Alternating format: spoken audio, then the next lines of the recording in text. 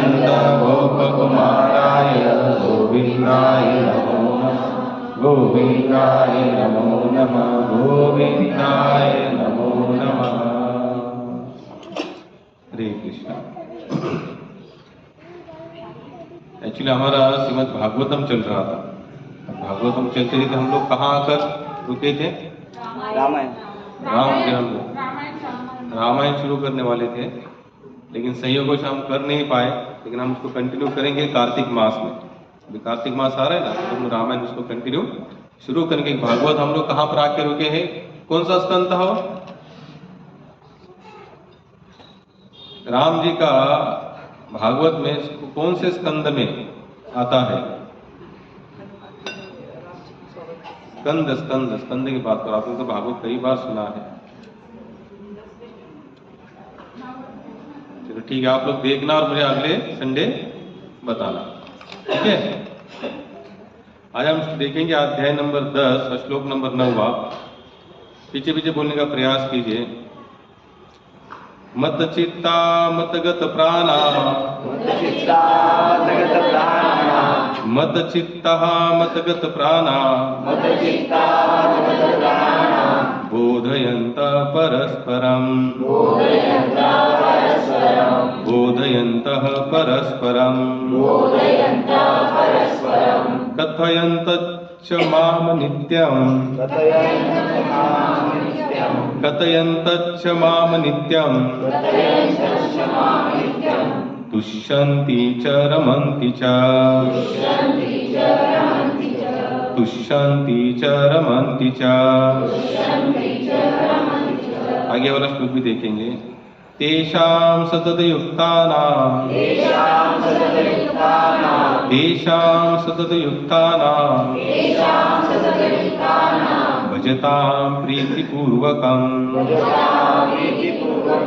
भजतां प्रीतिपूर्वकं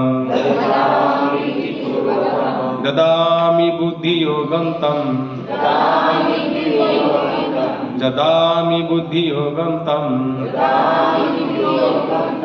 तं येन मामुपयन्ति ते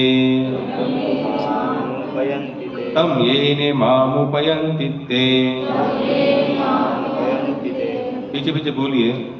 मेरे शुद्ध भक्तों के विचार मुझ में वास करते हैं। उनके जीवन मेरी सेवा में अर्पित रहते हैं और वो एक दूसरे को ज्ञान प्रदान करते हैं तथा मेरे विषय में बातें करते हुए परम संतोष तथा आनंद का अनुभव करते हैं। आगे वाले श्लोक में का अनुवाद इस प्रकार से। जो प्रेम पूर्वक मेरी सेवा करने में बोले जो प्रेम पूर्वक मेरी सेवा करने में निरंतर लगे रहते हैं, उन्हें मैं ज्ञान प्रदान करता हूँ, जिसके द्वारा वे मुझ तक आ सकते हैं। तात्पर्य देखेंगे हम। यहाँ जिन शुद्ध भक्तों के लक्षणों का उल्लेख हुआ है, वह निरंतर भगवान की दिव्य प्रेम भक्ति में रमे रहते हैं। उनके मन कृष्ण के चरण कमलों से हटते नहीं, वे दिव्य विषयों को ही चर्चा चलाते। इस श्लोक में शुद्ध भक्तों का लक्षणों का विशेष रूप से उल्लेख हुआ है। मतलब भगवत भक्त परमेश्वर के गुणों तथा उनकी लीलाओं के गान में अहर्निश लगे रहते। उनके हृदय तथा आत्माएं निरंतर कृष्ण में निमग्न रहती है और वे अन्य भक्तों से भगवान के विषय में बातें करने में आनंद का अनुभव करते हैं। भक्ति की प्रारंभिक अवस्था में सेवा में ही दिव्य आनंद उठाते हैं और परिपक्व अवस्था में ईश्वर प्रेम को प्राप्त होते हैं। जब वे इस दिव्य स्थिति को प्रदान कर लेते हैं, तब वे उच्च सर्वोच्च स्थिति का स्वाद कर जो भगवत भक्त में जो भगवत धाम में प्राप्त होता है। भगवान चैतन्य दिव्य भक्ति की तुलना जीव के हृदय में बीज बोने से करते हैं। ब्रह्मांड होता है, ब्रह्मांड के विभिन्न लोकों में असंख्य जीव विचरण करते रहते हैं। इनमें से कुछ ही भाग्यशाली होते हैं जिनकी शुद्ध भक्तों से भेंट हो पाती है और जिन्हें भक्ति समझने का अवसर प्राप्त हो पाता है। यह भक्ति बीज के सदृश है। यदि इसे जीव के हृदय में वो बो दिया जाए और जीव हरे कृष्ण मंत्र का श्रवण तथा कीर्तन करता रहे तो बीज अंकुरित होता है। जिस प्रकार नियमित सिंचते रहने से वृक्ष का बीज फलता है, भक्ति रूपी आध्यात्मिक पौधा क्रमश बढ़ता रहता है। जब तक वह ब्रह्मांड के आवरण को भेद कर ब्रह्म ज्योति में प्रवेश नहीं कर जाता, ब्रह्म ज्योति में भी वे पौधा तब तक बढ़ता रहता है जब तक उस उच्चतम लोक को नहीं प्राप्त कर लेता, जिसे गोलोक वृंदावन या कृष्ण का परम धाम कहते हैं। अंततोगत्वा यह पौधा भगवान के चरण कमलों की शरण लेता है। चैतन्य चरितामृत मध्य लीला अध्याय में भक्ति रूपी पौधे का विस्तार से वर्णन है। वहां यह बताया गया है कि जब पूर्ण पौधा भगवान चरण कमलों की शरण ग्रहण कर लेता है तो मनुष्य पूर्णतया भगवत प्रेम में लीन हो जाता है। तब वह एक क्षण भर भी परमेश्वर के बिना नहीं रह पाता। जिस प्रकार की मछली जल के बिना नहीं रह सकती, ऐसी अवस्था में वास्तव में परमेश्वर के संसर्ग से दिव्य गुण प्राप्त कर लेता है। श्रीमद् भागवत में भी भगवान तथा उनके भक्तों के संबंध के विषय में ऐसी अनेक कथाएं हैं। इसीलिए श्रीमद् भागवत भक्तों के अत्यंत प्रिय है। जैसा कि भागवत में ही कहा गया है, 12वां स्कंद 13वां अध्याय 18वां श्लोक है, श्रीमद् भागवतम पुराणम अमलम यद्व वैष्णवान प्रियम। ऐसी कथा में भौतिक कार्य और आर्थिक विकास, इंद्रिय तृप्ति या मोक्ष के विषय में कुछ भी नहीं है। जय श्रीमद् भागवत की एकमात्र ऐसी कथा है जिसमें भगवान तथा उनके भक्तों की दिव्य प्रकृति का पूर्ण वर्णन मिलता है। फलतः कृष्ण भवना महावीर जीव ऐसे दिव्य साहित्य में श्रवण में दिव्य रुचि दिखाते, जिस प्रकार तरुण तथा तरुण को परस्पर मिलने में आनंद प्राप्त होता है। इस श्लोक में बुद्धि योगम शब्द अत्यंत महत्वपूर्ण है। पहले श्लोक का अनुवाद भगवान यहाँ पर स्पष्ट रूप से बताते हैं। यहाँ पर भगवान यहाँ पर बताते हैं कि भक्तों के लक्षण क्या है। क्या बताते हैं यहाँ पर भगवान? मच्चिता मदगत प्राणा बोधयंत परस्परम कथयंत मा नित्यम तुष्यंति च रमंति च। जो भगवान के भक्त का सबसे महत्वपूर्ण लक्षण है, तिलक, कंठी माला, धोती कुर्ता नहीं, उसका सबसे इंपॉर्टेंट लक्षण कौन सा है? जो भागवत उसको लक्षण कहते हैं। आपने अगर भगवत गीता या भागवत ध्यान से पढ़ा होगा, बाहरी आवरण का कहीं पर इतना जोर के वर्णन नहीं है, यानी कि जोर करके ये होना ही है, होना ही है, होना ही है, इतना वर्णन नहीं है। लेकिन भागवत में या भगवत गीता में ये जो श्लोक अभी हमने सेवा में लिया हुआ है, इस श्लोक का अनुवाद हर ग्रंथ में मिलता है। क्या है अनुवाद? मैंने बताया भी था। पहले श्लोक का अनुवाद क्या बताया था मैंने? जो भगवत भक्त होते वो क्या करते हैं? कथा श्रवण करते हैं, कथा श्रवण करवाते हैं। खुद भी भगवान का गुणगान सुनेंगे और गुणगान करते रहेंगे। जो भी मिला उसको क्या करेंगे? वो बांटते रहते। ऐसे क्या करते? बांटते रहते। भाई जिसके पास जो है वही तो वो चीज बांटेगा। अगर आपके पास अगर समझ लीजिए कोई गलत चीज है तो आप उसको क्या करेंगे? बांटते रहेंगे। आप लोग जब जर्नी करते हैं ना, जर्नी ट्रेन में, बस में, कहीं पर भी, अगर बीड़ी पीने वाला अगर आपके बाजू में बैठेगा, अगर वो एक बीड़ी खुद पिएगा तो क्या करता है? पैकेट आप लेंगे? हम बोले नहीं भाई आप नहीं। तंबाकू खाने वाला को तो क्या कहेगा?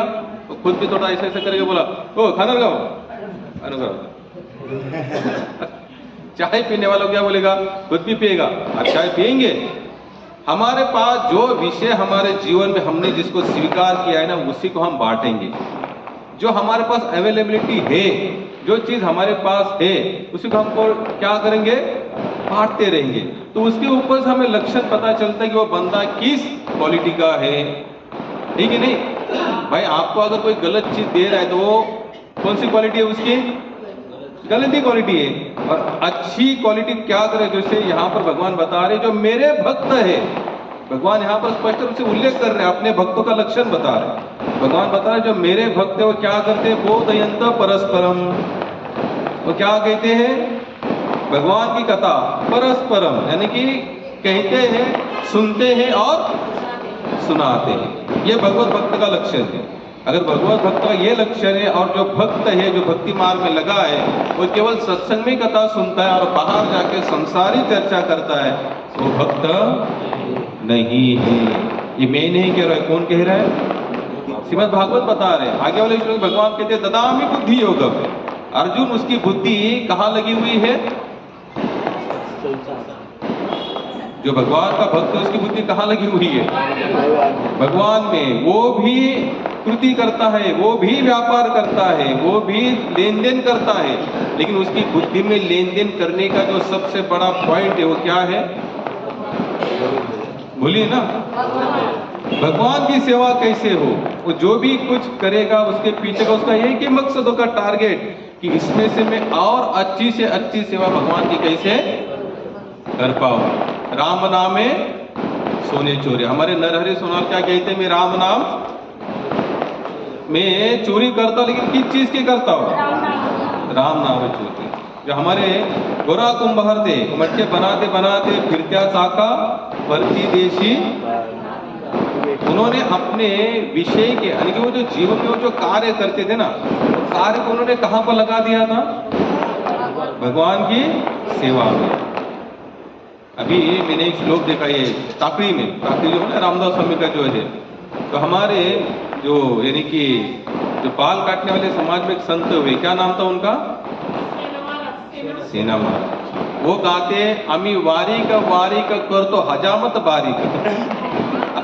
फिर आगे के श्लोक में कहते कौन से हजामत? काम क्रोध लोभ इनकी हजामत करते हैं। क्या करते? उनकी हजामत करते।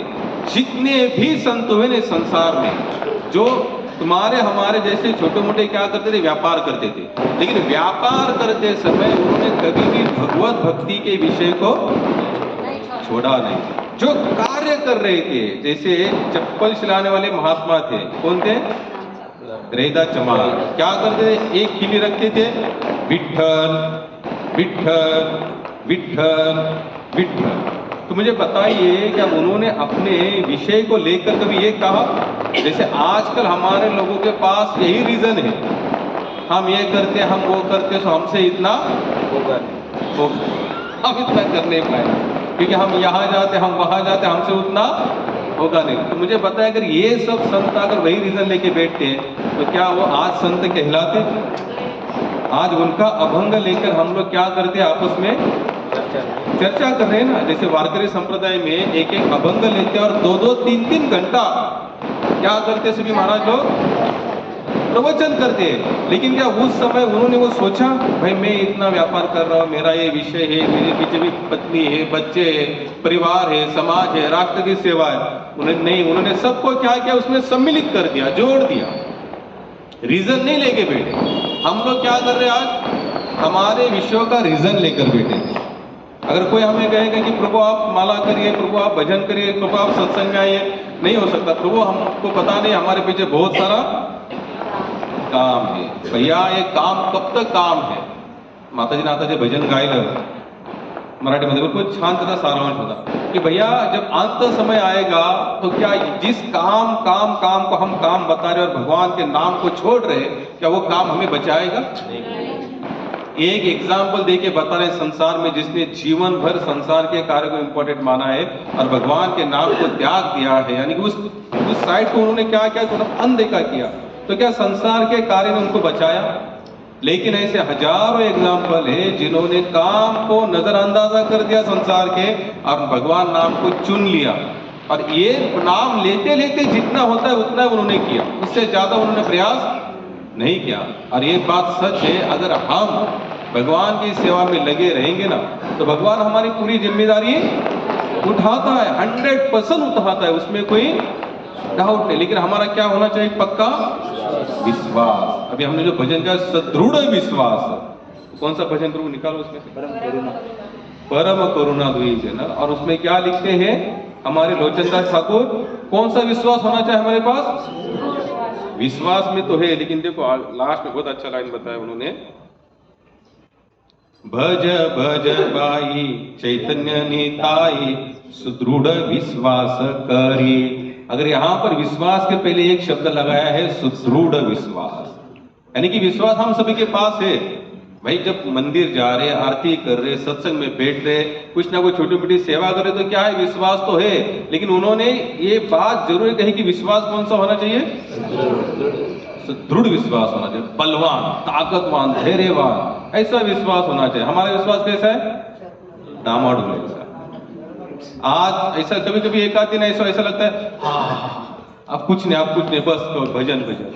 अब फिर लगता है ठीक है, भजन भी है और ये भी। हमारे पास विश्वास कैसा है? सदृढ़ नहीं है। और यहाँ पर लोचनदास ठाकुर कहते विश्वास कैसे होना चाहिए? सदृढ़। किसी भी अवस्था में उसकी मात्रा, उसका गुणात्मक कभी कम नहीं होगा, वो अंशात्मक भी कैसे कम नहीं होता, वो जैसे है वैसे ही बना रहेगा तीनों काल में, भूत भविष्य वर्तमान तीनों काल में कैसे रहेगा? वो सदृढ़ रहेगा। लेकिन ये विश्वास सदृढ़ बनाने के लिए करना क्या है? क्या करना पड़ेगा?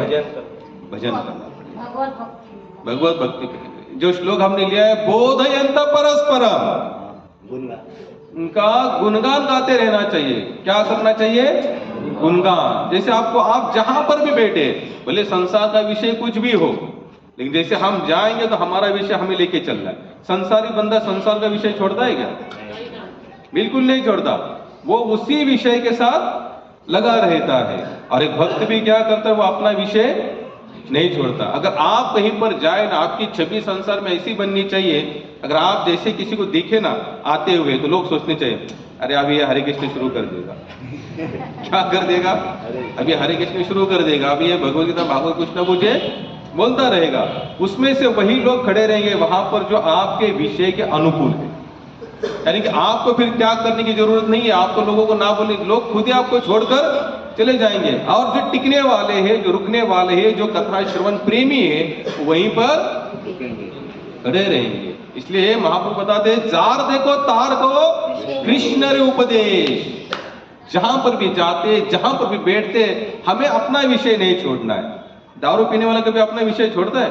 वो मंदिर में जाए, शमशान में जाए, किसी की मौत पर भी जाए, वो योजना बनाकर जाता है। दिन भर इधर बैठना है, दोपहर में उधर जाना है, शाम को उधर दुकान है, पी कर यहाँ आकर पड़े रहना है। पीने वाला योजना सुबह से शाम को कब पीना है, कितने समय पर पीना है, किसको लेकर पीना है, पूरी योजना बनाकर वो योजना बताए कौन? एक नशेड़ी, गंजेड़ी, भंगेड़ी व्यक्ति अगर इतनी योजना बनाता है अपने विषय का, तो एक भगवत भक्त भजन करने वाला बंदा, उसका विषय तो कितना बड़ा, उसका विषय तो कहाँ लेके जाएगा उसको? भगवान के श्री चरणों में लेके जाए। हमने यहाँ पर एग्जाम्पल देते, क्या है कि बीज है, बीज भक्ति में कौन सा बीज है। अगर आप लोग सत्संग में आ रहे हो तो आपके पास क्या है? भक्ति में बीज तो मिला है, बाकी आपको अभी इसको कैसे सिंचन करना है, यानी इसको कितना संभालना है, इसको क्या क्या डालना है, इसको और भी चीजों से बचाना है। खेडूत अभी देखिए, जैसे खेडूत अभी यहाँ पर जो खेती करते हैं, जितने भी लोग हैं, तो क्या बीज लगा के बाद में उधर जाते हैं? 6 महीने के बाद ही जाते हैं क्या? अरे बीज लगाने के बाद तो उसकी और सेवाएं बढ़ती है, और धान निकलने के बाद तो फिर वो बंदा जाता नहीं उधर।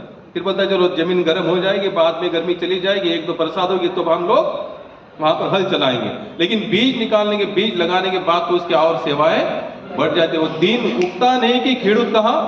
अभी हम 6 दिन थे गांव में, तो वहां देखते थे लोग दोपहर में गांव में बंदा ढूंढने से नहीं मिलता था। कहा जाए क्योंकि बरसात हुई है, धान अभी आना शुरू हुआ है, बरसात हो रही है, धूप गिर रही है, तो वहां पर घास आया हुआ, इधर उधर की कुछ चीजें, उसको क्या करते, पूरा साफ करते हैं। लेकिन हमें क्या लगता है, बस अभी हमें सत्संग का बीज मिला है, बस संडे टू संडे सत्संग करेंगे, बाकी और कुछ करने की, तो बीज क्या होगा, जल जाएगा।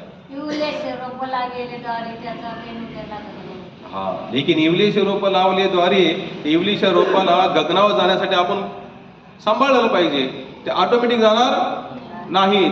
क्या उसके लिए उसको क्या करना पड़ेगा, आपको सींचना पड़ेगा, आपको देखना पड़ेगा, आपको वहां पर भाई कोई जानवर आकर उसको खाए नहीं, या कोई कीट ना लग जाए, कोई रोग ना उस पर गिरे, आपको कंटिन्यू क्या करना है, उस पर ध्यान रखना है। जब भी एक पेड़ बड़ा वट वृक्ष के रूप में आता है ना, तो आपको कुछ करने की जरूरत नहीं।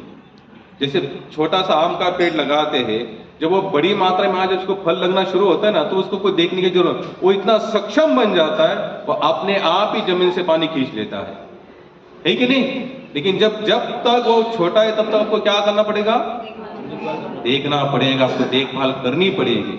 उसी तरह से भगवत भक्ति का बीज तो मिल चुका है, हम लोग हरि भजन भी कर रहे हैं, सत्संग भी कर रहे हैं, थोड़ा यहाँ वहां भी जा रहे हैं, लेकिन अब उसको नहीं मेंटेन करेंगे तो क्या होगा, वो जल जाएगा। इसलिए हम देखते हैं कितने लोग तो भजन में आते हैं, लगे रहते हैं, कुछ दिन रहते बाद में चले जाते हैं, नहीं टिक पाते। प्रभुपाद यहाँ तक बताते, बोले इस मार्ग में आपको कोई फॉर्म वगैरह कुछ भरने की जरूरत है क्या? हम लोगों ने, आप लोग यहाँ तक हमने कहा कि आप फॉर्म भरो, आधार कार्ड जमा करो, पैन कार्ड जमा करो, कि आपका थम का कुछ ये जो स्कैन, कुछ नहीं। आओ और बैठो, प्रसाद पाओ, कथा सुनो और आनंद लो। अब कथा सुनो, आनंद लो, ये कितने दिन कितने समय तक लेते हैं उनके ऊपर डिपेंड है। किनके ऊपर? उन्हीं के ऊपर। भगवान की अनुभूति के लिए हमें कुछ शास्त्र भी पढ़ने की जरूरत नहीं है। अगर आप जितनी भी सृष्टि देख रहे हैं ना, जितना भी कुछ नजर आ रहा है, ये भगवान की शक्ति के सिवा किसी का अस्तित्व शून्य है। यहाँ क्या है? जीरो। किसी का कोई अस्तित्व नहीं है। हम लोग पर डे जितनी भी सुविधाएं भोग रहे घर में, क्या क्या भोग रहे? पानी। भाई बिना पानी के जीवन क्या है? लोगों ने तो आज दीवार में लिखा है पानी ही जीवन है, जल है तो कल है, ये सब कुछ लिखा है। लेकिन ये जल आया कहां से? वो कोई बता सके जल कहां से? हमारे नल में पानी कहां से आ रहा है? गंगापुर डैम से। कितने लोग जानते हैं पानी कहां से आ रहा है? ये जो पानी की जो प्रोसेस है, बादल कैसे बनते हैं भाई? ये तो साधारण चौथी पांचवी के भी लोगों को कैसे बनते हैं बादल? Water cycle. बोलिए। बादल, पानी, बाष्पीभवन। अरे भैया, जब सूरज की गर्मी एकदम जलती है तो क्या होता है? जो दरिया का पानी है वो बाष्पीभवन बनता है, उससे बादल बनते, बादल से पानी बरसता है, पानी यहाँ जमा होता है, फिर डैम में जाता है, डैम के माध्यम से नल में आता है, नल के माध्यम से हम लोग पीते हैं। लेकिन हमें कभी ये नहीं नजर आया कि भैया ये जो प्रोसेस जो भगवान ने बनाई, जो प्राकृतिक प्रोसेस है, कौन सी? सूरज की गर्मी। गर्मी के बाद ही क्या होते हैं? बादल बनते हैं। भाई जो गर्मी का सीजन आता है निकल जाता है, फिर बरसाती सीजन आता है कि नहीं? क्योंकि क्या होता है कि गर्मी के सीजन में पूरा जो दरिया एकदम गर्म हो जाता है, उसके बादल बनते हैं। तो ये जो सूरज का तपना, उसके बादल बनना, बादल में पानी जमा होना, ये प्रोसेस बनाने वाला कौन है? केंद्र सरकार। ये तो बोलो केंद्र सरकार ने बनाया। नहीं महाराज, ये पूरी प्रोसेस किनकी है? भगवान की है। तो डायरेक्ट इनडायरेक्ट क्यों ना हो, हम सभी लोग भगवान के ही अंडर में। सुबह से उठने के बाद पहला तो क्या चाहिए? पानी चाहिए कि नहीं? भाई भगवान यहाँ पर मेंशन गीता में, मया दक्षिण प्रकृति सुविधि सचराचरम, अर्जुन ने पूरी प्रकृति का मालिक मैं हूं। कौन कह रहे? लेकिन हम लोग इतना भोग कर रहे हैं। अभी जो लाइट चल रही है, बताइए कैसी चल रही है लाइट?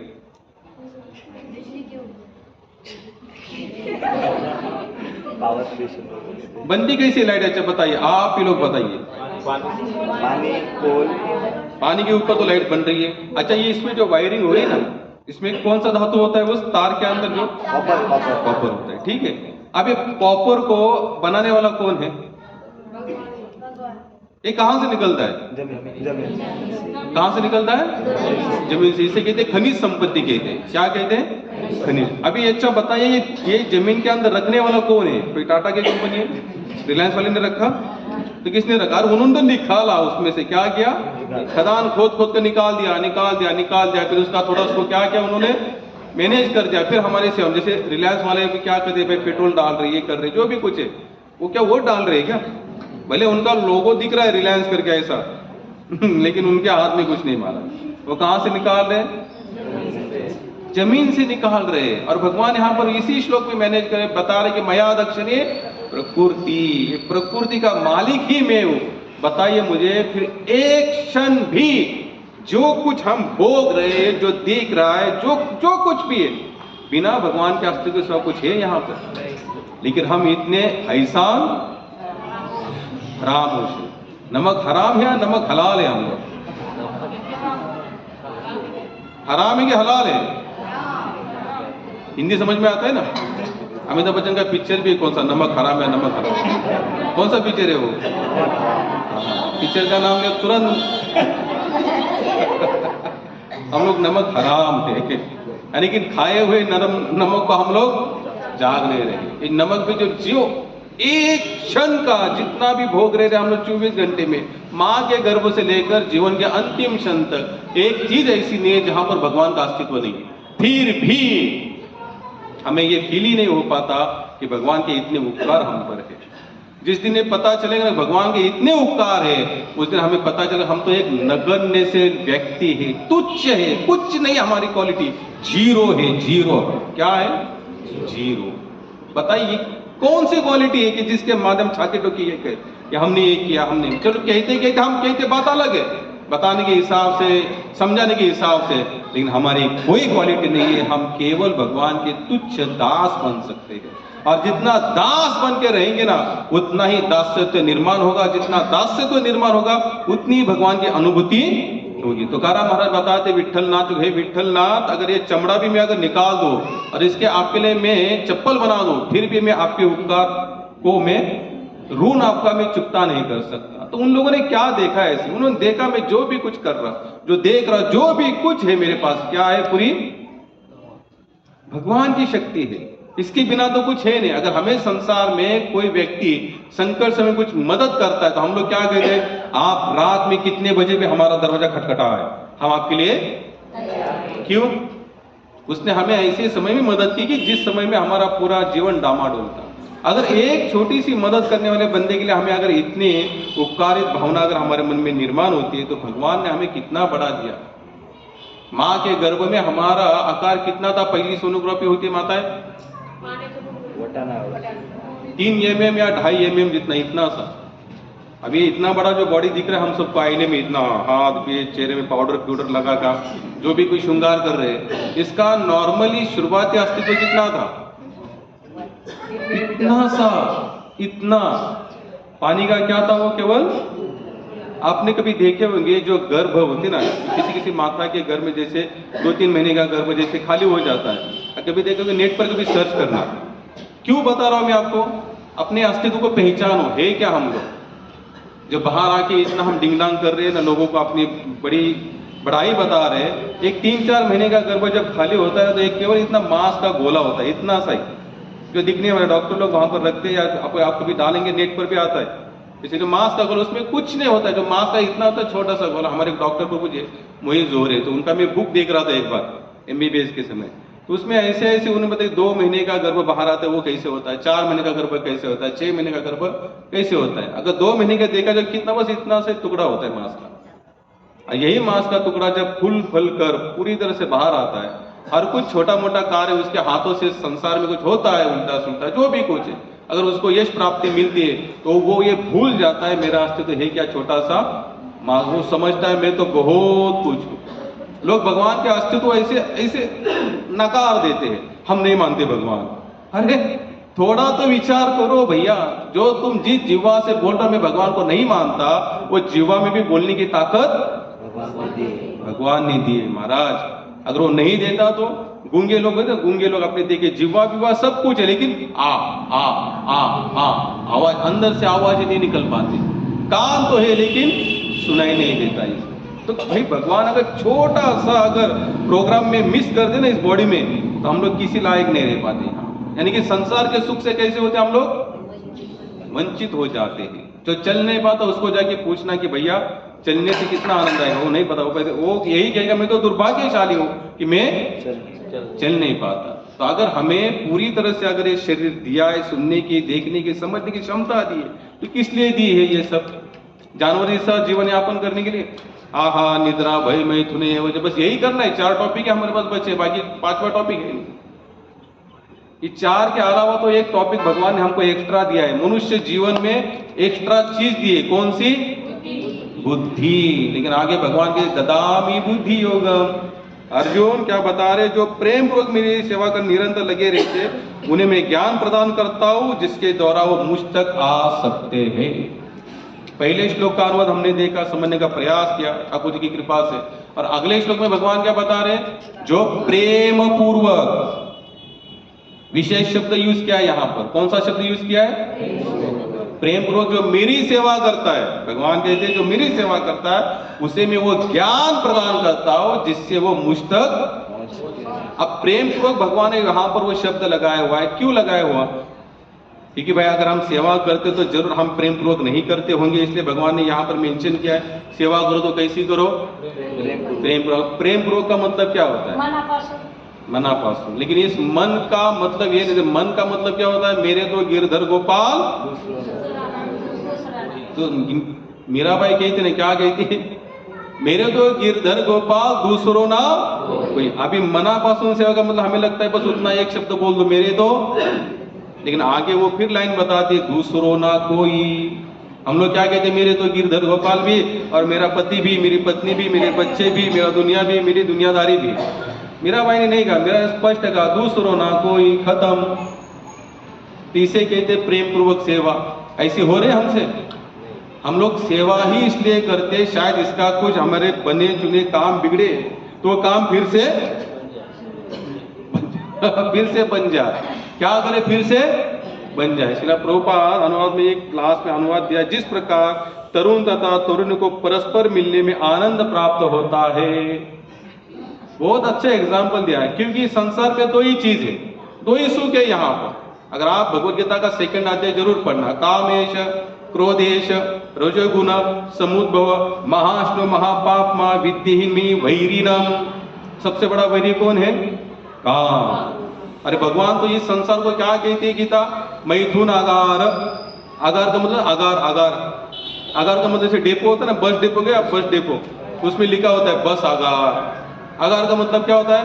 वहां पर बहुत सारी बसेस खड़ी होती है, यानी कि एक चीज जिस जगह पर बहुत सारी मात्रा में खड़ा है उसे क्या कहते हैं? आगार। और गीता में क्या कहते हैं? मैथुन आगार। मैथुन का होता है शारीरिक संबंध। प्रभुपाद यहाँ पर एग्जाम्पल, एक तरुणी और तरुण जिस प्रकार से मिलने के लिए बेताब होते हैं, वो बाद में क्या होता है? शादी हो जाती है और 6 महीने में तो हरे कृष्ण हरे राम। लेकिन भगवत भक्त के लिए एग्जाम्पल भगवान यहाँ पर बता रहे हैं। जैसे हम देखते हैं तुलसीदास थे जिन्होंने रामचरितमानस लिखा, उनका नाम क्या है? तुलसीदास। और तुलसीदास क्यों बने तुलसीदास? किस कारण? कौन सा टर्निंग पॉइंट हो उनके जीवन में? बायकोसाठी ते नदी पार करून आणि ते सापाने वरती गेले, सापात दोन्ही म्हणून सापात। और वहां पर उनकी पत्नी का नाम क्या था? बराबर बोले, रत्नावली। क्या नाम था? रत्नावली। उस समय उन्होंने कौन सी चीज कही जिसके कारण, हाँ, जिसने आपने शरीर पर जितना प्रेम करने का प्रयास करे उतना अगर आप प्रेम भगवान के लिए करते तो आपको क्या मिल जाते हैं? राम जी मिल जाते हैं। तो तब से उनकी आंखें खुली और वो कहाँ लग गए? भगवान में। अगर वो सिस्टम से अगर आज बनाना तो कितने सारे तुलसीदास बन सकते थे। मैं बोला समझ में आया आपको? अगर जिस तरह से तुलसीदास के पत्नी ने डांटने के बाद तुलसीदास क्या बने? तुलसीदास गोस्वामी बने। अगर उस हिसाब से अगर आज देखे जाए तो आज कितने सारे तुलसीदास गोस्वामी बनने चाहिए? कि पत्नियां तो सबको डांटती है ना, बोलिए ना, लेकिन बन रहे कोई वहीं आ रहे नहीं। चलो ठीक है, सॉरी सर, माफ करना। चलो हमको तो भाई एक दूसरे के सिवा है ही कौन संसार में? ये भावुक भाषा बोलकर हम लोग क्या करते? अपना संबंध आगे चलाते रहते। नहीं, भगवान यहाँ पर बताते ददामी बुद्धि एवं प्रेम पूर्वक सेवा करो। कौन सी सेवा करो? प्रेम। प्रेम का मतलब क्या होता है? त्याग। क्या होता है? प्रेम के अगर उच्च कोटि की कोई परिभाषा होगी तो कौन सी होती है? त्याग। जिसमें त्याग नहीं है उसे प्रेम कह ही नहीं सकते। इसे क्या कहते हैं? स्वार्थ कहते हैं। क्या कहते हैं? स्वार्थ। जैसे अगर कोई माता पिता अपने बच्चों को लिए कुछ भी करते हैं और एकाध बार अगर कुछ कार्य उसके मन के अनुकूल नहीं कर पाते तो बच्चा क्या कहता है? इसका मतलब आपको हमारे प्रति कोई प्रेम नहीं है, आपने तो बस मुझे जन्म दिया और ऐसे ही छोड़ दिया। मैं इतना मांग रहा सबके बच्चों के पास, सबसे माता पिता दे रहे, आप मुझे नहीं दे रहे हो। तो संसार में क्या होता है? 100 चीज दे दो, एक चीज मत देना। वो 100 चीज दिए हुए हर चीज को भूल जाए। क्या होता है? भूल जाते। लेकिन भगवान ना, कृष्ण कहते हैं अगर आप छोटी भी सेवा करते हो, कौन सी? छोटी भी सेवा करते हो, चाहे जाने अनजाने में। जानते हुए करते हो तो आनंद से करेंगे, और अनजाने में भी अगर करते हो तो भी उसका फल प्राप्त हमें भगवान देते 110%। क्योंकि भगवान की यहाँ पर वाणी है, वचन है, अर्जुन तुम बता दो अगर छोटी भी कोई सेवा करेगा तो भी मैं उसको क्या करूंगा? अपनी सेवा में उसको क्या करूंगा? लगा दूंगा। मैं उसको छोड़ने वाला नहीं हूं। लेकिन हमारी इतनी इच्छा कहां पर है? हम इतना प्रेम पूर्वक सेवा कहां पर कर पा रहे हैं? हम लोग प्रेम पूर्वक सेवा नहीं कर पाते क्योंकि हमारा भगवान से प्रेम ही नहीं है। हमारा भगवान से प्रेम है क्या? कितने लोगों का प्रेम है? जय हो। बहुत सारे लोगों यहाँ पर भगवान से प्रेम है। देखिए, प्रेमी को भगवान जल्दी बुलाता है अपने पास। तो जो पिक्चर के गाने होते ना, पिक्चर के कितने सारे गाने आए थे एक दूसरे के लिए, जो भी है, जितने उल्टे सुल्टे गाने हैं, देखो वो गाने कुछ खराब नहीं है। अगर उस पिक्चर के गाने में आपको क्या करना है कि जो पात्र को चेंज करना है, पात्रों को क्या करना है, चेंज को वहां पर भगवान और भक्त को ज्वाइन कर दो, भगवान और भक्त को ज्वाइन कर दो, फिर देखो वो गाना पूरी तरह से एक भक्ति में जीवन में लागू पड़ता है। आप लोग सुनते हैं कि नहीं पिक्चर के गाने, बोलिए ना। हाँ, तो यहाँ ना मत बोलना क्योंकि टीवी फोन बिन सब कुछ हमारे पास, नहीं चाहते हुए भी हमको सुनना पड़ेगा। तो बस आप क्या करो, वो जो होते ना हीरो हीरोइन दोनों का हटा दो, वहां पर एक भक्त और भगवान का रूप लगा दो, वो पूरा गाना मैच होता है एक भगवत भक्ति पर। वो कोई अंतर नहीं यहाँ पर। आप लोग थोड़े गाने को थोड़ा ध्यान से सुना करना, बस केवल वहां पर लगाना क्या है, भक्त और भगवान। वो क्या होता है, वो प्रेम होता है। लेकिन संसार में जो प्रेम करके शब्द यूज करते हैं ना, वो प्रेम नहीं है, वो पूरा क्या है, स्वार्थ स्वार्थ और स्वार्थ है। यहां पर आपसे इस संसार को कुछ बेनिफिट मिलना बंद हो जाने दो, फिर देखना हमारी वैल्यू कितनी है। यहां पर कितने लोगों का अनुभव आया है इसका, किसी को नहीं आया।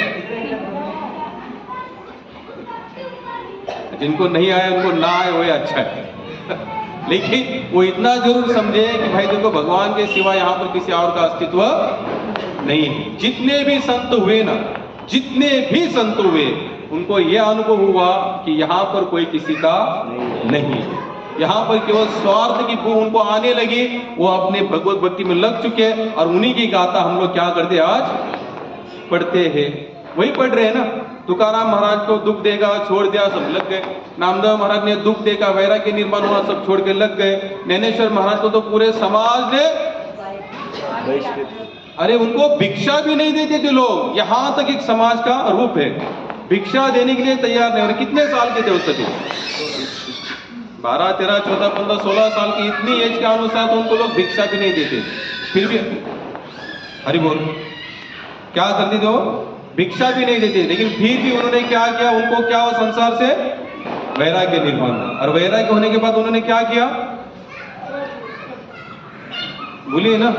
ज्ञानेश्वर महाराज को वैराग्य होने के बाद उन्होंने क्या किया, पूरी तरह से भगवान के चरणों में चले गए। जब उनको पता चला भैया यहाँ पर कोई किसी का नहीं है, उन्होंने डिसाइड किया भैया कोई किसी का है ही नहीं। हम समझने से पहले अगर हमको पूरा समाज या देश या राष्ट्र बता रहा है तो हम यहाँ पर क्यों फंसे। वो तुरंत कहाँ लग गए, भगवत भजन में लग गए। लेकिन हमें कितनी बार हमारे साथ धोखाधड़ी होती है कि फिर भी हमें लगता है चलो आज नहीं तो कल, कल नहीं तो परसों, परसों नहीं तो तरसों, इस साल नहीं तो अगले साल कुछ ना कुछ तो हाथ में लगेगा। आज नहीं तो कल मुझे अपना कहने वाला कोई ना कोई तो तैयार कोई नहीं होगा हमारा। अगर होगा तो उसके पीछे कोई रीजन होगा। लेकिन निष्कपट निस्वार्थ भाव से भगवान सामने से हाथ बढ़ा रहे, भगवान सामने से हाथ बढ़ा रहे कि भैया ये मेरा हाथ दे रहा हूं, तुम इसको पकड़ो और मेरे पास चलिए। लेकिन हमें डर लगता है, हम लोग क्या कहते हैं, ऐसा हाथ भगवान क्या है, हमसे देखे थोड़ा लगे सेवा में। नहीं छोड़ो यार, पूरी तरह से लग गए तो भगवान को सब त्यागना पड़ेगा, छोड़ के जाना पड़ेगा। फिर भगवान कहते हैं प्याज छोड़ो, लहसुन छोड़ो, चाय छोड़ो, सुबह जल्दी उठो, माला करो, गीता पढ़ो, भागवत पढ़ो। ये सब कौन करेगा, इससे अच्छा भले आप ऐसा करो, हम तो ऐसे करें बस। हाताच्या अंतरावर सावधान, ड्राइवर गाड़ी शिकत आहे, गाड़ी आपली। हम लोग लेबल लगा देते भगवान के सामने, भगवान हम तो प्रयास कर रहे लेकिन इतना होना हमसे पॉसिबल नहीं है। नहीं होता क्या हमसे इतना पॉसिबल, संसार के लिए नहीं कर रहे हम लोग, क्या नहीं कर रहे, दिन का राहत करने के लिए भी तैयार है। जो कोई कुछ कर भी नहीं सकता सोच में, वो भी हम लोग करने के लिए तैयार है, केवल छोटे से परिवार के लिए। तो फिर भगवान के लिए क्यों नहीं कर पाते, क्योंकि हमारे पास क्या नहीं है, प्रेम। क्या नहीं है, प्रेम। और जिस दिन प्रेम होगा ना, और प्रेम होगा कैसे, उसके लिए क्या चाहिए, सदृढ़ विश्वास। विश्वास कैसे होना चाहिए, सदृढ़। वो किसी भी कंडीशन में टूटता नहीं, किसी भी कंडीशन में बिल्कुल नहीं टूटेगा। वो उठेगा और बोलेगा नहीं भगवान आप हमारे हो, थे और रहेंगे, चाहे अनुकूल स्थिति आए चाहे प्रतिकूल आए, लेकिन इसका विश्वास कभी नहीं टूटेगा। हम जितने एग्जाम्पल देखते हैं, माता शबरी का देखा, कितनी साल की एज में लगी थी वो, 7 साल, 7 ईयर, 7 साल की एज में लगी थी। और कौन महात्मा थे जिनके वाणी के अनुसार वो लगी थी, हमने कितनी बार कथा बताई है। शबरी माता राम जी की राह में जो लगी हुई थी, किनके कहने से लगी थी? नाम क्या उनका? मतंग ऋषि। क्या नाम था? मतंग ऋषि। मतंग ऋषि ने कहा कि शबरी तुम ऐसी ही यहाँ पर लगे रहना। और उसने पूछा कब आएंगे राम जी? बोले आएंगे। क्या बोले? आएंगे। उसने पूछा कब आएंगे, तो उन्होंने क्या कहा? आएंगे। उन्होंने कोई टाइम नहीं दिया। बोले क्या करना है? बोले तुम रोज राम जी की राह देखना। वर्णन आता है कथा में, माता शबरी रोज उठकर रोज फूल तोड़ के लाती, रोज फल तोड़ के लाती थी, रोज रास्ता साफ करती थी और रोज यही सोचते कि आज राम आएंगे। 7 साल की एज में लगी हुई और शबरी माता को राम जी कब मिले? 10,000। आप लोगों ने उनका एज तो हम नहीं देखेंगे, साल 10,000 साल तो लगी हुई ऐसे शास्त्र कहता है। अगर हम देते 7 साल की एज से जो शबरी माता लगी थी और जब राम जी मिले, जाते हमने जितने फोटो देखे तो माता शबरी की अवस्था कैसी है? कैसी? झुक गई है कमर, वो देख भी नहीं पा रहे राम जी को ऐसे। तब तक वो पूरे विश्वास के साथ लगी थी। कौन सा विश्वास था? सदृढ़ विश्वास। कौन सा विश्वास था? सदृढ़ विश्वास। हम लोगों का विश्वास वैसे नहीं है। हम लोगों का विश्वास कैसे? साल 2 साल 10 8 10 साल 15 20 साल और अंत समय हो सकता है अंत समय नजदीक आया, हम लोग उसको छोड़ देते। तो इससे क्या होगा नुकसान हमारा? ये एग्जाम्पल क्यों दिए जाते हैं हमारे सामने? तुकाराम महाराज को भगवान मिले कब मिले? वैकुंठ से जब विमान आया तो उनकी कितनी सारी एज तो उनकी ऐसी है, बस ताल कुटते कुटते ही निकल गए। और भजन करते करते आसानी से भजन नहीं हुआ। लोगों ने समाज ने तो उनको गधे पर बिठाया, चप्पल की माला पहनाई, मुंह को काली पोंछी और गधे पर बिठाकर पूरे गांव में घुमाया। फिर भी क्या उनका भजन कम हुआ? अनुकूल परिस्थिति नहीं होने के बावजूद भी भजन कम नहीं हुआ। नैनेश्वर महाराज को खाने के फाफे पड़े, खाने के मरने की अवस्था आई, भजन छोड़ा? नहीं छोड़ा। कितने सारे नरसिंह मेहता आते, गुजरात के संत है, आप लोग भी द्वारका जाएंगे तो जूनागढ़ में उनका घर आज भी है। कितनी सारी परेशानियां भोगी उन्होंने, लेकिन क्या कभी भजन छोड़ा? मीराबाई का जीवन देखिए, कितना कठोर उसके साथ हुआ। शादी नहीं हुई कि 1 साल में तो पति चला गया। पति जाने के बाद भी क्या आराम से जीवन था वहां पर? भाई घर में कितने सारे ताने सुनने पड़ते थे, लेकिन फिर भी लगी रही। क्यों था? क्या था उसके पास?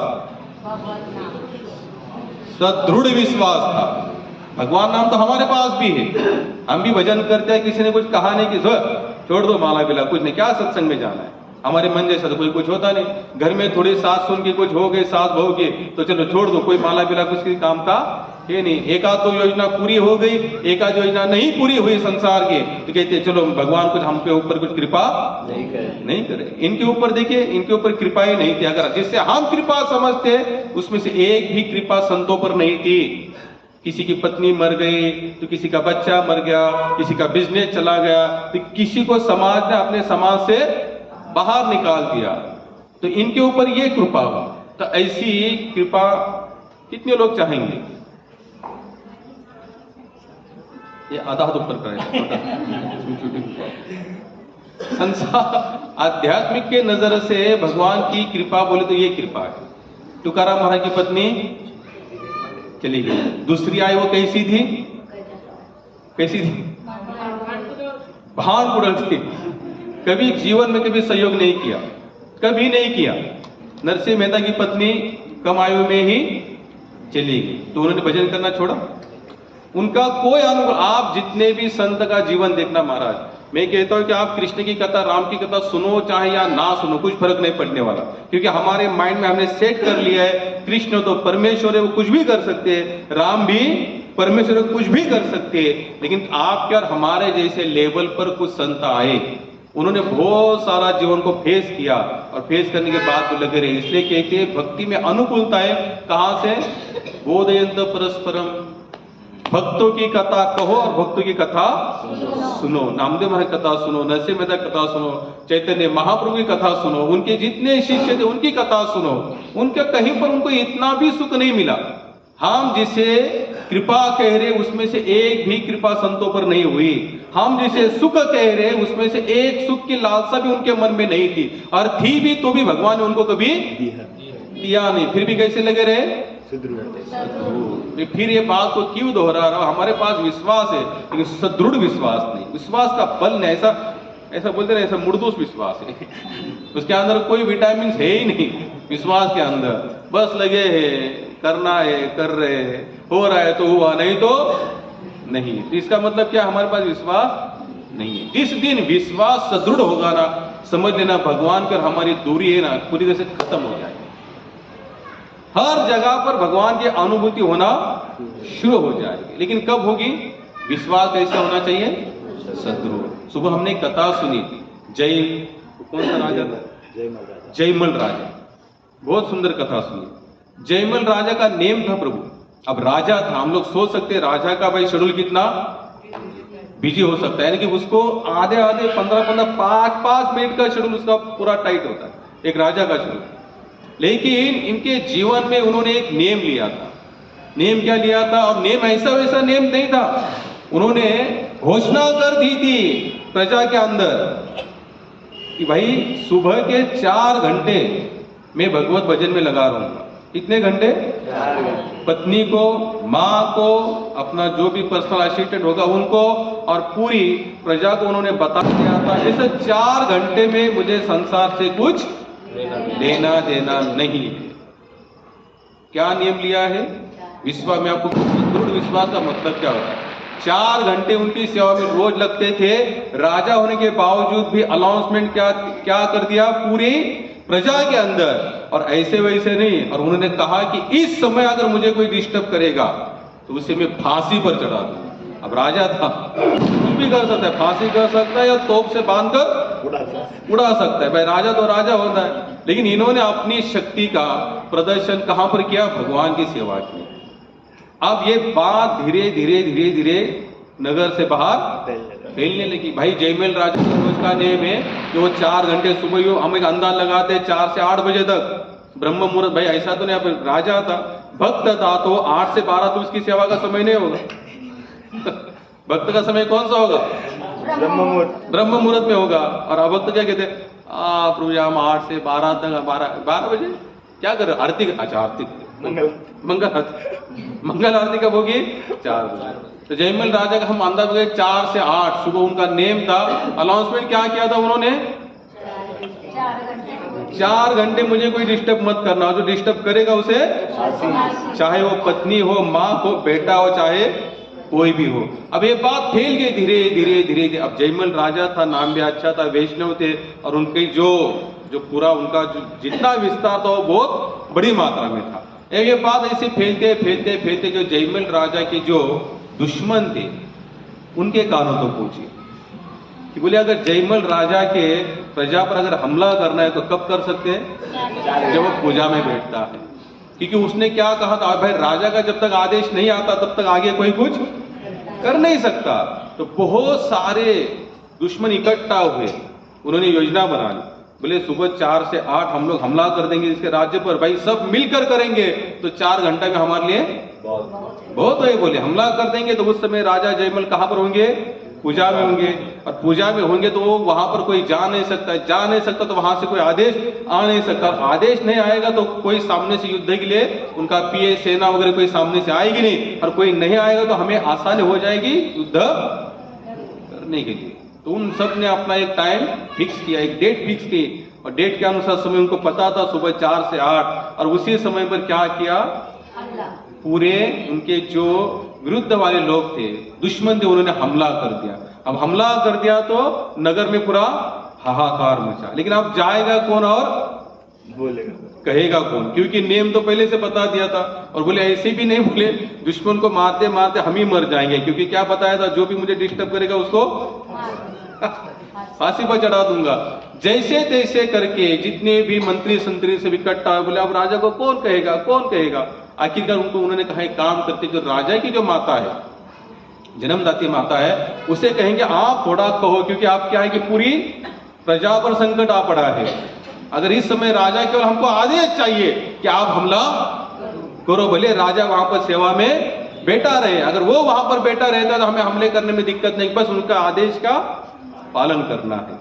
अब मां गई कहने के लिए, तो जयमल राजा ने जब मां ने कहा कि देखो बेटे कि तुम यहाँ पर सेवा में तो लगे हो, लेकिन तुम्हें पता है कि जितने भी तुम्हारे दुश्मन है सबने मिलकर हमारे प्रजा पर हमला किया है। तो जयमल राजा इतना ही कहते हैं, माँ तुम माँ हो इसलिए तुम्हें छोड़ रहा हूं, अन्यथा तुम्हें मैं फांसी पर मुझे कुछ लेना देना नहीं है, चाहे मेरी प्रजा बचे या मर जाए, मेरा राज्य बचे या मर जाए, या मेरी भी प्राणों पर आन पड़ता है तो भी मैं मरने के लिए तैयार हूं, तुम यहां से चले जाओ, मां है इसलिए इतना कहकर अब इतने समय में वो आदेश ऐसे भी तो दे सकते थे ना, इतना हमला, इतना ही बोलना था। लेकिन जयमल राजा सोचता था कि मैं भगवान की सेवा में लगा हूं तो कहां अपने मन में विकृति पैदा करूं। भाई मार काट हमले का मतलब कहता है जाओ काटो और मारो, वही मार मैं नहीं चाहता था, इतना कहा और फिर सेवा में लग गया। माँ आई कहीं कि कुछ नहीं, कोई आदेश नहीं है। संतरी ने पूछा, मंत्री ने पूछा कुछ आदेश, बोले कोई आदेश विदेश नहीं आया। तो सब लोग वैसे ही लगे रहे, पूरा हमला हो रहा है, सब लोग वहीं पर बैठे रहे। 4 घंटे होने के बाद फिर राजा कहता है मेरा घोड़ा निकालो, सेना सब तैयार करो, हम अभी निकलेंगे। जब घोड़ा लेकर चले आए, जयमल राजा का खुद का अपना एक घोड़ा था, उसी घोड़े पर बैठ के वो हमेशा युद्ध के लिए जाते थे। तो उन्होंने देखा कि घोड़ा जब लाया गया तो घोड़ा पूरा पसीने से लथपथ था, घोड़ा पूरा पसीने से लथपथ था, और ऐसे लग रहा है कि घोड़ा काफी समय से कहीं ना कहीं भाग रहा है या कहीं ना कहीं लगा हुआ है, तब जाकर उसके हार्ट बीट यानी पूरा ऐसा थकान से महसूस कर रहा था। तो जयमल राजा बोले ये कहाँ गया था? बोले हमें पता नहीं है कहाँ गया था। तो बोले इतना थका हुआ कैसे? बोले पता नहीं। तो राजा बोले कोई बात नहीं, इसको यही बांधो, दूसरा घोड़ा लेकर हम चलेंगे। दूसरा घोड़ा लेकर जाते हुए सेना के बीच में सामने देखते तो जितने दुश्मन इकट्ठा होकर आए थे सभी घायल होकर जमीन पर पड़े थे। तो राजा ने कहा बोले युद्ध की तो शुरुआत नहीं हुई, और शुरुआत होने से पहले हमारे दुश्मन कैसे घायल हो गए?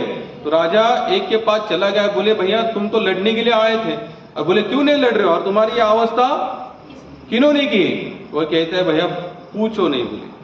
बोले कोई एक ही आया था, वो तुम्हारे घोड़े पर बैठ के आया था, और उसने हमें कुछ नहीं किया, वो हमें देखता था और हंसता था, देखता था और हंसता था, और उसके देखने के कारण ही हम लोग क्या हो गए, हम ये सूझ ही नहीं कर पाए, हमें ये सूझबूझ खो चुकी कि हम तो लड़ाई करने के लिए आए, तलवार लेकर क्या करना चाहिए, हमला करना चाहिए। जैसे ये कथा और एक जगह पर आती है, कहां पर, जब ये भगवान कृष्ण कहां चले आए थे,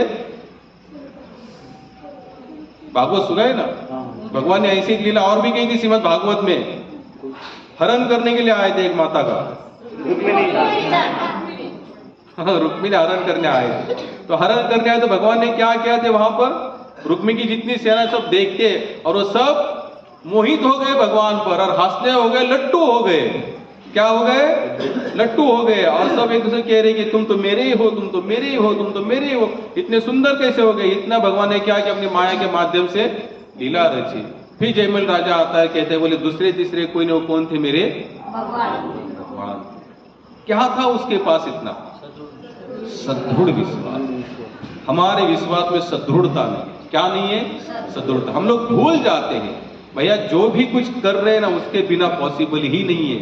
उसकी क्षमता है, उसकी शक्ति है, वो जब तक चला रहा है तब तक ये सब कुछ हमारे हाथ पे चलेंगे। जैसे उसने दिए हुए आत्म तत्व इसमें से निकल गया तो क्या शरीर चलेगा?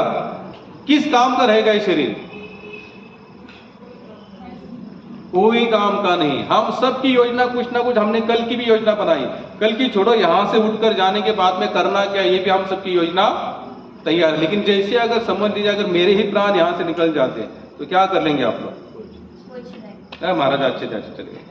इतना कि 4 लोग हमारे भी आएंगे, उठा कर जाएंगे, तपोर में लेके जाएंगे, जला देंगे, भस्म भूत खत्म। यानी कि कल सुबह तक तो पूरा नामो निशान खत्म। मेरी भी योजना सब मंदिर बांधना, आश्रम सब तेल लगाने गई, कुछ नहीं बचेगा यहाँ पर। हमारी योजना भी कैसी होती है? सब ऐसी होती है। भैया अगर एक ही योजना है जिसमें हम बच सकते हैं, जयमल राजा की एक ही योजना थी, 4 घंटा मुझे डिस्टर्ब नहीं, कोई मत करना, चाहे पूरा राज्य जल जाए, कुछ फर्क नहीं पड़ता। जो होगा वो होकर रहेगा, जो नहीं होने वाला है वो होगा भी नहीं। तो उससे अच्छा हो और ना के बीच में हम अपने भक्ति को क्यों फंसाए? हम अपनी सेवा को क्यों फंसाए? आप सेवा करते रहना, भगवान आपकी हर योजना पूरी करेंगे। द्रौपदी का एग्जाम्पल आता है, क्या नहीं किसकी किसकी उसने नाम की टहा लगाई। वहां 5 पांडव थे और एक शरीर में एक पांडव के पास कितना बल था? भीम का बल तो जग प्रसिद्ध है, कितने हजार हाथियों का बल था? 10,000 हाथियों का बल था अकेले भीम में। भीष्म पितामह कौन थे वहां पर? भाई भीष्म प्रतिज्ञा कहते हैं जिन्होंने अपने गुरुजी को भी हराया था। कौन थे उनके गुरुजी? परशुराम। परशुराम ने कहा भीष्म शादी करो, बोले महाराज पॉसिबल नहीं है, मैंने भी भीष्म प्रतिज्ञा ली। इसलिए लोग कहते ना आज भी भाई इनकी प्रतिज्ञा तो कैसी होती है? भीष्म प्रतिज्ञा होती है, यानी कि एक बार बोल दिया सो। भीष्म ने प्रतिज्ञा ली थी शादी नहीं करूंगा, बोले वंश बढ़ाना है, तो उन्होंने कहा, परशुराम जी ने कहा भैया शादी करो, बोले महाराज आप गुरु हो मानता हूँ, ये बात ठीक है यहाँ तक, लेकिन मैं मेरी प्रतिज्ञा तोड़ूंगा। बोले नहीं तोड़ोगे तो मेरे साथ युद्ध कर, गुरु के साथ युद्ध किया। भीष्म प्रतिज्ञा क्या किए? परशुराम के साथ युद्ध किया। तो परशुराम ने कहा भाई मैं आपके युद्ध से प्रसन्न हूं, बोले क्योंकि आप हमसे हार मानने वालों में से नहीं। द्रोणाचार्य जिनके माध्यम से कौरव भी शस्त्र सीखे और पांडव भी सीखे, इतने बड़े बड़े योद्धा होने के बावजूद भी एक बचाने के लिए नहीं आया। किनके कारण? दुर्योधन के कारण। हार गए थे, द्रौपदी को हार गए। द्रौपदी ने पहले इन सब पर विश्वास रखा, जो दिख रहे उन पर, जो नहीं दिख रहा है उन पर विश्वास नहीं रखा, सब पर विश्वास रखा, सबको कहा ये उल्टा, बहुत कुछ। महाभारत को भी पढ़ना, द्रौपदी ने क्या नहीं कहा उन लोगों को, बोले आप नाबर तो हो चुके हो, बोले आपके सामने एक अबला नारी के वस्त्र उतारे जा रहे, आप सब लोग इतने धुरंधर हो, आप इसमें एक भी नहीं आ सकता। नहीं, वहां का जो राजा था धृतराष्ट्र, उस समय का राजा, वो भी नहीं आया, क्योंकि वो अंदर से भी अंधा था, वो तो दोनों तरफ से अंधा था। अंदर से कैसे अंदर हुआ था? पुत्र मोह के कारण, और बाहर से तो अंधा ही था, उसके पास तो रीजन था, मैं तो देख ही नहीं पा रहा, लेकिन सुन तो पा रहा था। इसलिए गीता में कहते धृतराष्ट्र बाहर से अंदर दोनों से अंधा था, कोई नहीं आया। फिर उसने क्या किया? अपने हाथों से रोकने का प्रयास किया साड़ी को। क्या किया? हाथों से। कथा बहुत सुंदर, हाथों से। फिर देखे नहीं पॉसिबल, उसने क्या किया? एक हाथ पे साड़ी रखी, ऊपर हाथ लिया, हे कृष्ण हे कृष्ण, फिर भी कृष्ण ने आई। क्यों? के चला बेड़ा काला अभी भी उसका एक हाथ पर भरोसा है, अभी भी उसका एक ही हाथ ऊपर किया है, लेकिन अभी भी एक हाथ पर, क्योंकि भगवान को 50% समर्पण नहीं चाहिए। या आरक्षण लेना है तो भगवान से पूरा लेना है, नहीं तो नहीं लेना।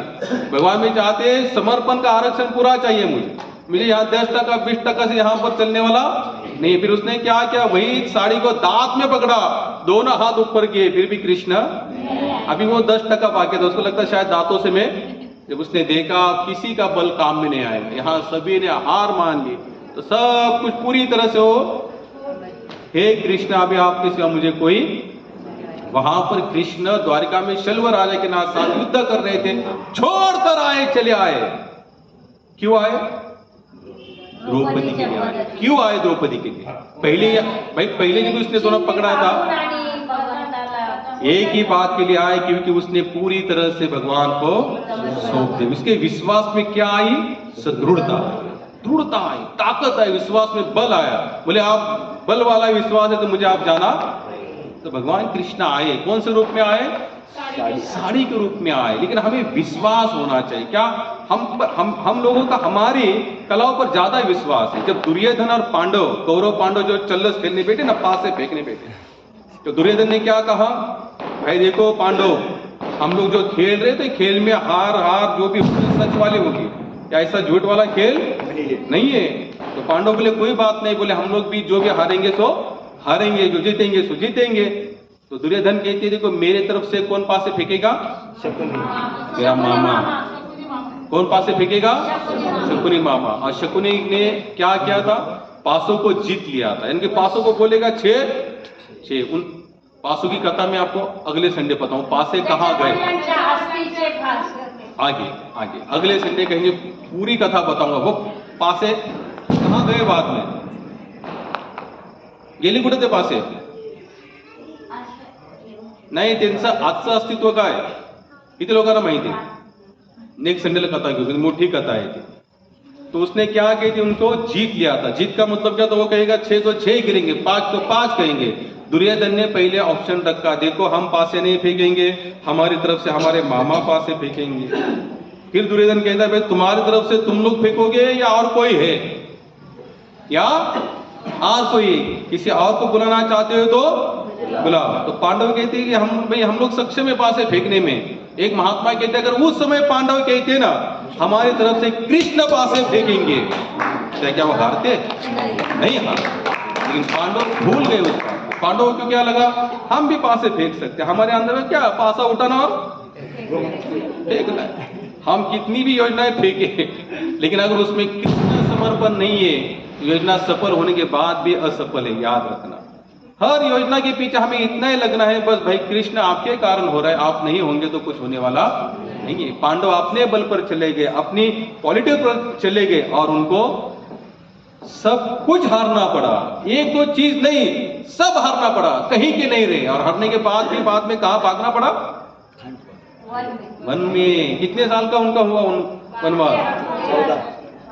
12 वर्ष वनवास आणि 1 वर्ष अज्ञातवास। 12 साल का वनवास और 1 साल का अज्ञातवास। अज्ञातवास भी कैसे था? अगर अज्ञातवास में अगर आप पकड़े जाओगे, आपको फिर 12 साल का वनवास। तो दुर्योधन था ना, वो चाहता था आए नहीं इधर, तो अज्ञातवास में उसने कितना प्रयास किया उनको ढूंढने का, लेकिन वहां पर जिन्होंने बचा उनका क्या नाम था? कृष्ण।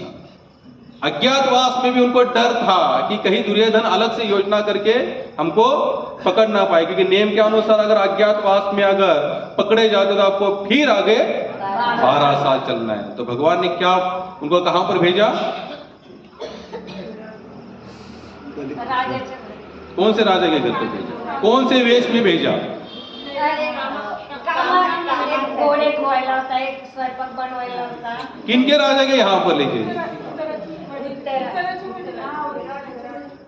आपल्याला नाटक प्रसिद्ध होतं मराठीमध्ये, कीचक वध माहिती आहे? कीचक वध ऐकले का? कीचकाचा वध केला। अगले संडे लेंगे, मजा है। अगले संडे 2 मुझे याद करना कथा पासे की, और जो अज्ञातवास में पांडव कहां पर थे, और ये योजना बनाने वाले कौन थे? भगवान कृष्ण थे। मैं आपको क्यों बता रहा हूं ये सब? अगर हमारा पूरा समर्पण है ना, सदृढ़ समर्पण है, हम आपको कुछ करने की जरूरत नहीं। महाराज भगवान, यानी कि कुछ का मतलब ये नहीं है खाओ और बैठे रहो। कुछ करने का मतलब ये नहीं खाओ और बैठे रहो। कुछ करने का मतलब यही है करते रहो। और मैं आपको लिख के दे सकता हूं, एक भक्त का जो डेडिकेशन होता है ना, एक भक्त जिस तरह से परिश्रमी होता है उतना संसारी भी नहीं होता। संसारी तो थक जाता है, भक्त का कोई थकने का कोई नाम नहीं होता।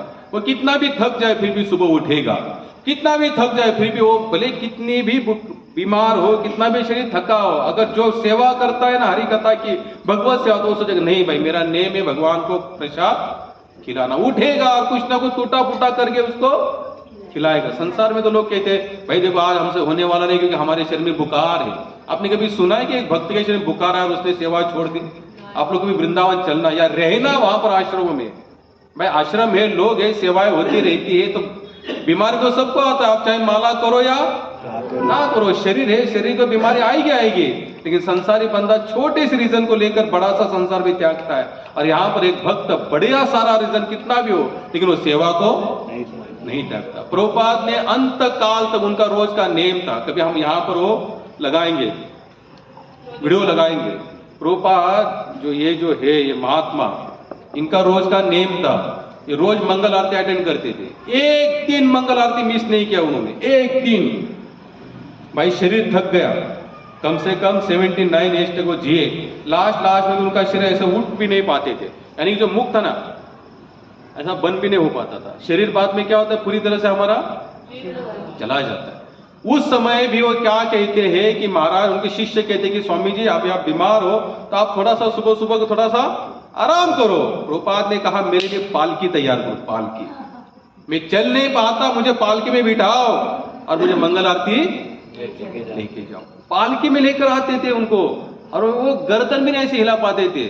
वीडियो लगा देंगे अभी जो आएगा ना कार्तिक मास को, एक दिन अच्छा देखकर वो पूरा हम आपको दिखाएंगे। आपको क्यों बता रहा हूं यहाँ, एक भक्त कभी भी थकता, उसके पास रीजन नहीं होते वो भक्ति करना, वो बिना रीजन। और जिसके पास रीजन है वो भक्त नहीं है, जिसके पास रीजन नहीं है वही भक्ति है, वही भक्ति कर सकता है। तुकाराम महाराज में कितने हजारों बार एग्जाम्पल पता है। रोज का भजन करते थे, शरीर दिन भर बेचारे लोगों की खेती में काम करते थे, और काम करने के बाद क्या करते थे बेचारे, रात में भजन करते थे। अब जो खेती में काम करता है दिन भर, आप सोच सकते बेचारे का शरीर कितना थकता। रोज का नेम था इतना भजन करना है, रात में क्या करते थे, शिखा को डोरी पेड़ को बांधते थे, विट्ठल विट्ठल से नींद आती थी तुरंत खींचा पड़ता, तुरंत वो जग जाते थे। फिर अपने नाम में, जो उनके पास रीजन नहीं था, बोल सकते थे ना भैया दिन भर में काम किया, आज मैं, हम लोग एक आध संडे ज्यादा काम होता तो बोलते सर प्रभु हम सुबह उठ नहीं पाए, संडे हमको 12 बज गया 1 बज गया सोने में, सुबह कहते हम मंगल आरती में ना। रीजन वाला भक्त है ही नहीं। भक्त वही है जिसके रीजन सब खत्म हो जाए। प्रभुपाद कहते हैं एक भक्त की डिक्शनरी में नो नहीं का कोई शब्द होता ही नहीं, वो हर कार्य में हमेशा तत्पर रहता है। यस होगा और करने का प्रयास करेंगे। अगर आपके पास पूरा प्रयास है ना, सुदृढ़ विश्वास वाला प्रयास है, तो भगवान आपको बल देगा, क्षमता देगा, ताकत देगा, योजना देगा, हर चीज आपको देगा। प्रभुपाद का सपना था चैतन्य महाप्रभु का प्रचार पूरे विश्व में करूं, और खाने के फाफे थे। क्या थे? खाने, भीख मांगकर खा रहे थे। बिना भीख के तो उनको मिलना भी मुश्किल था, लेकिन विश्वास कैसे था? पूरे संसार में प्रचार करो। और आज हम देखते हैं हरे कृष्ण हरे राम कहा नहीं है, लेकिन कब आया उनके पास? उनके विश्वास हमारे जैसा था डामाडोल? बिल्कुल नहीं। 2 अटैक आए, अटैक आने के बाद वो बोट का कप्तान कहता है महाराज आगे वाले किसी स्टॉप पर उतार देता हो, वहां से आप क्या करो, भारत चले जाओ। प्रभुपाद कहे मर जाऊंगा मैं, लेकिन रिटर्न जाने के लिए तैयार नहीं। हमारे पास कहां विश्वास? बस हमको रीजन मिलना चाहिए। मिला रे मिला, प्रभु जी आप नहीं जानते हमने कितना काम किया। अच्छा भाई, जब यमराज आएंगे डोरी डालेंगे लिखे तो उस समय क्या करोगे? उस समय एक ही हिसाब है आपका, अपने भजन कितना प्रेम से किया। हरे कृष्ण। आप इस समय हुआ तो हमने आज